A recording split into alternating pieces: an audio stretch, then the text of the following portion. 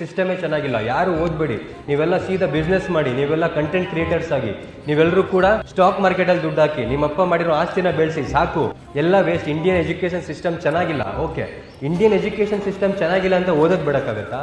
ಓದಿದೆ ಸಾಧನೆ ಮಾಡಿರುವಂತವ್ರು 100 ಜನ ಇರ್ಬೋದು, ಬಟ್ ಓದಿ ಸಾಧನೆ ಮಾಡಿರುವಂತ ಸಾವಿರಾರು ಜನ, ಲಕ್ಷಾಂತರ ಜನ ಇದ್ದಾರೆ.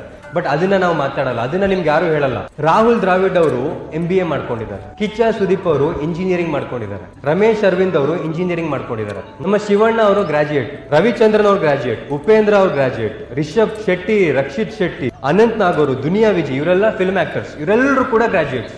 ಕ್ರಿಕೆಟರ್ಸ್ ಹೇಳ್ತಾ ಹೋದ್ರೆ ನಾನು ಹೇಳ್ದಂಗೆ ರಾಹುಲ್ ದ್ರಾವಿಡ್ ಓದ್ಕೊಂಡಿದ್ದಾರೆ, ರೋಹಿತ್ ಶರ್ಮಾ ಓದ್ಕೊಂಡಿದ್ದಾರೆ ಗ್ರಾಜುಯೇಟ್, ಅನಿಲ್ ಕುಂಬ್ಳೆ ಓದ್ಕೊಂಡಿದ್ದಾರೆ, ಅಶ್ವಿನ್ ಅವ್ರು ಓದ್ಕೊಂಡಿದ್ದಾರೆ. ಸೊ ಎಷ್ಟೋ ಜನ ಓದ್ಕೊಂಡು ಪ್ಯಾರಲ್ ಆಗಿ ತಮ್ಮ ಒಂದು ಪ್ಯಾಷನ್ ಇಂದ ತಗೊಂಡು ಹೋಗ್ತಾರೆ.